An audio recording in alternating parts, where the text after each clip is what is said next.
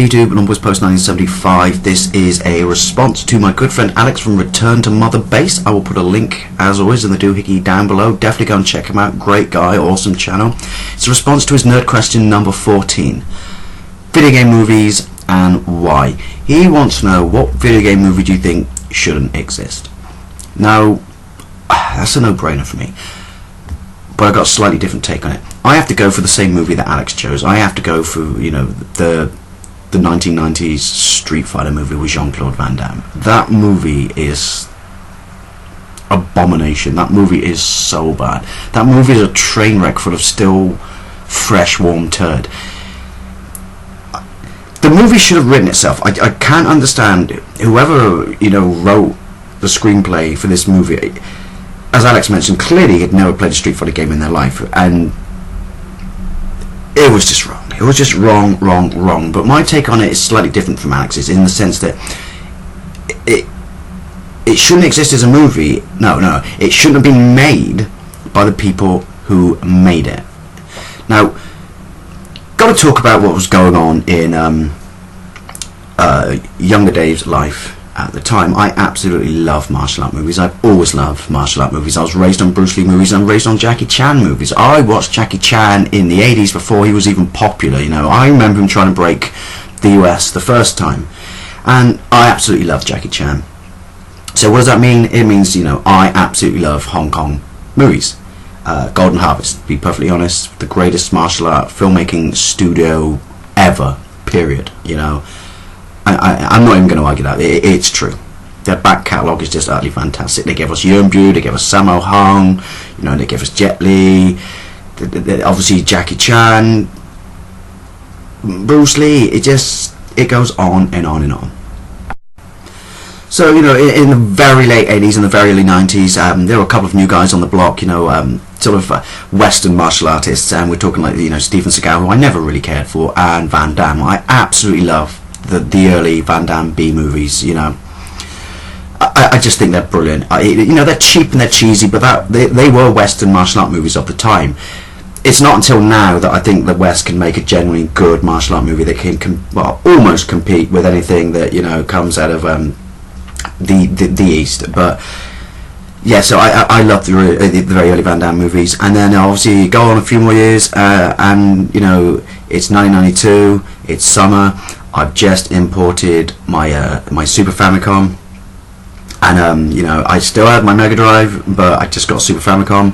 And the summer of '92, I imported a copy of Street Fighter 2. It cost me 75 quid, mind, in 1992. And I caned the crap out of that all summer holiday long. So at this point, I'm so hopped off my tits on, you know, kung fu movies, fighting video games. I'm eating, sleeping and shitting, you know, kung fu.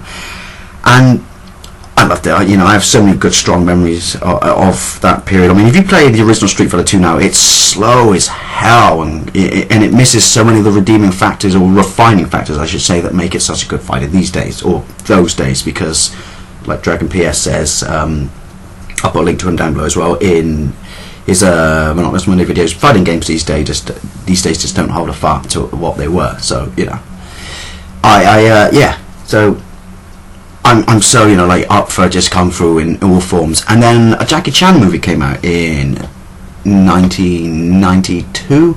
That is my favourite Jackie Chan movie of all time to date, and it's City Hunter, and it's actually based on an Asian comic. But yeah, pretty much he's like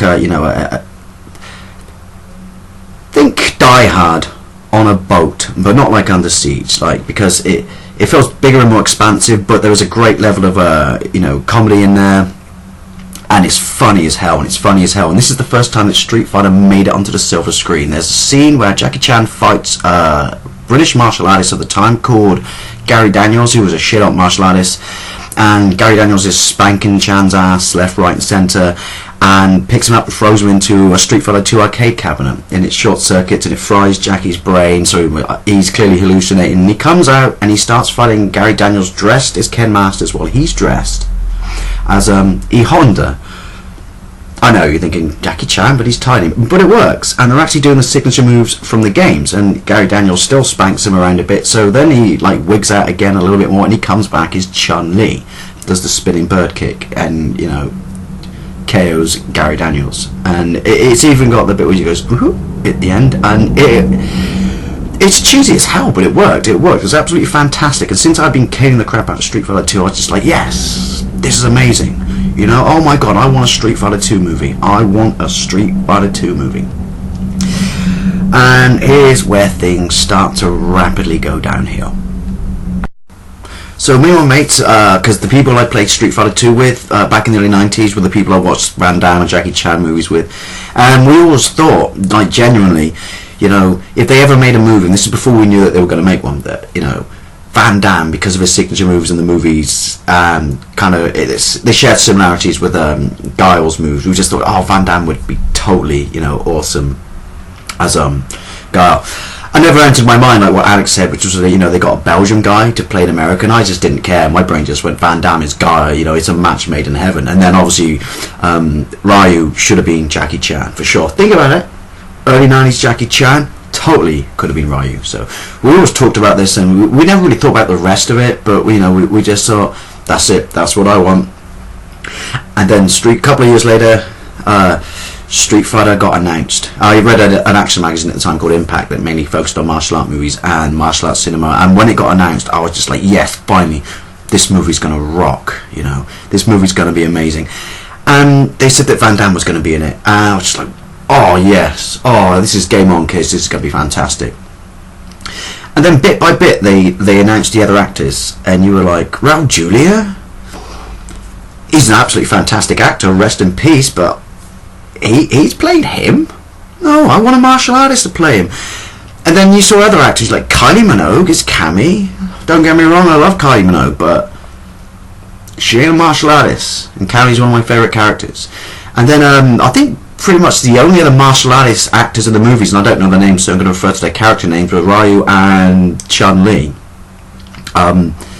You just kind of like everyone else. I don't know who played Ken Masters, but seriously, I could do a better martial arts than him. It was, I mean, his Dragon Punch in the movie is absolutely cringeworthy. It's like, dude, what do you want, like a kid's trampoline or something? That was pathetic. And work out. Go to the gym and work out. You're supposed to be Ken Masters. And then you got early like pictures and magazines and stuff, and you start seeing the horrible Dayglow colour costumes and the sets, and you're thinking, no, this isn't how it's supposed to be. This is supposed to be the greatest martial art movie ever. And then it came out, and then I saw it, and I put all these all my reserve feelings on hold till I saw the movie, and then I saw the movie, and wow, just thinking about it now, see? That's one effect. Just thinking about it now makes me feel a little bit sick in my mouth. What a pile of monkey balls. That movie was terrible. That is a perfect example of some Hollywood executive hijacking a movie because he knows best, having never seen the source material, and go, well, we'll get Van Damme because he's popular with the kids these days, but he's probably our budget, and so we'll just get a bunch of other people that no one's ever heard of, but our villain should be big, so we'll get Raul Julia, but everyone else, what a shit-tastic movie. I was angry when I left the theatres having seen that movie. I was angry, as were all my friends, my buddies who grew up on Van Damme and Jackie Chan and spent that wonderful summer caning the crap out of Street Fighter 2. That movie was just, can you tell I'm upset? I can't even fucking talk. It should have been brilliant. It should have been fantastic. But once again, they were like, well, we've got to put this, and this was almost a little bit unheard of at the time, but we've got to make as much money out of this as we can. The kids like Street Fighter 2. We need to make it widespread. And this is the point about what my problem is with that movie that I want to make. So here's my problem with Street Fighter, the movie. Not so much why it was made, but because who made it. It never, especially in the very early 90s, it never should have been made by an American studio, because martial art movies, even though American studios have been banging out martial art movies since the early 80s, I mean, look at like No Retreat, No Surrender. It's a terrible movie. It's one of my favourite movies. That's a Jean-Claude Van Damme movie, actually. But they were always cheesy and crap, and you could argue that the stuff coming out of Hong Kong was cheesy, but it rocked, you know. The choreography was just epic, you know. The fighting was just brilliant. I mean, these guys were just eloquent on screen, whereas, you know, Western martial art movies just always looked a little bit clumsy. So why did Hollywood make this movie, you know? I mean, you got to remember that the original Teenage Mutant Ninja Turtles movie was a collaboration between Hong Kong and Hollywood. That's a Golden Harvest movie that was shot, but it was shot in America with an English language and American actors. So they proved that they could collaborate. So just imagine if they went down that road with a Street Fighter movie. You know, just imagine. It would have been fantastic. Because here's my biggest gripe with the Street Fighter movie, apart from the fact that it's shit. On paper, yeah. What is Street Fighter 2? What is the original Street Fighter game? It's a tournament fighter, isn't it? What is the greatest martial art movie ever made? It's Enter the Dragon. What is the heart of Enter the Dragon? It's a tournament. I mean, Street Fighter 2, you just make it in the tradition of Enter the Dragon. If you're going to make it as a movie, it writes itself. I could have written a better movie than that pile of wank. It upsets me because, you know, two of my fondest memories as a kid were watching Jackie Chan and Van Damme movies, and one of my fondest other memories with video games was that amazing summer I had, you know, playing the crap out of Street Fighter 2. So it's not why it was made, it was who it was made by. That movie should have been made by Golden Harvest. That movie should have been made by Golden Harvest, and I honestly think it would have gone down as an epic entry into martial art movies history. But we will never know. We will never know. So, Alex, sorry I prattled on too long. Sorry I answered your question not necessarily directly. But yeah, Street Fighter. It's so shit. But it didn't have to be. And it's not because it was made into a movie. It's because it was clearly made by the wrong people. Anyway, I'll see you later.